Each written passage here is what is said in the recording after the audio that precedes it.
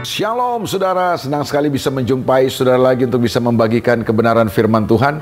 Hari ini kita akan lihat kebenaran firman Tuhan di dalam Kejadian pasal 39 ayat yang pertama dan ayat yang kedua.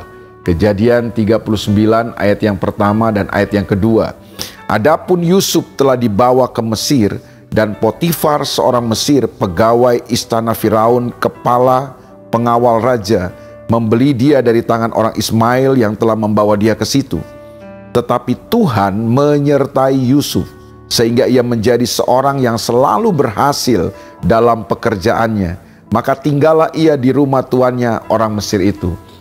Saudara, disertai Tuhan adalah esensi dari kehidupan, saudaraku ya. Mempunyai pengetahuan yang luas, mempunyai pengalaman yang banyak, mempunyai uang, harta, dan relasi yang begitu banyak, itu bagus, saudaraku. Itu bisa menolong kita dalam beberapa hal, tetapi itu bukan faktor utama daripada keberhasilan kita ternyata.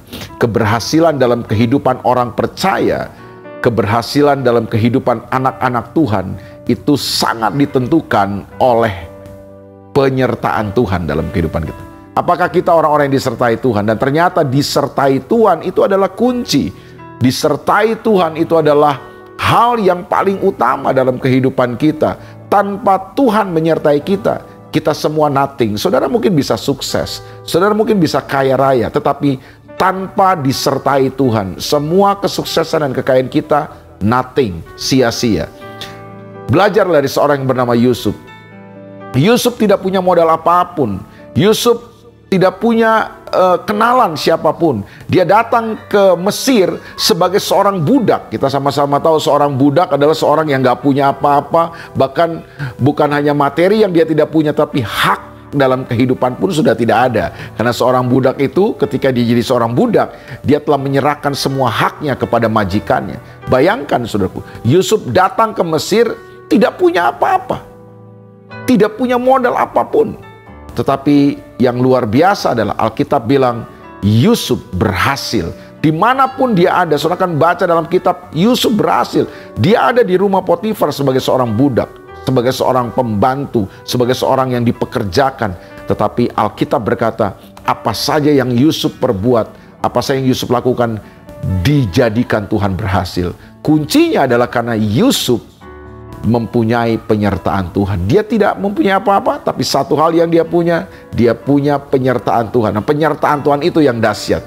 Penyertaan Tuhan itu yang membuat Yusuf punya kekuatan, punya kemampuan yang tidak terlihat.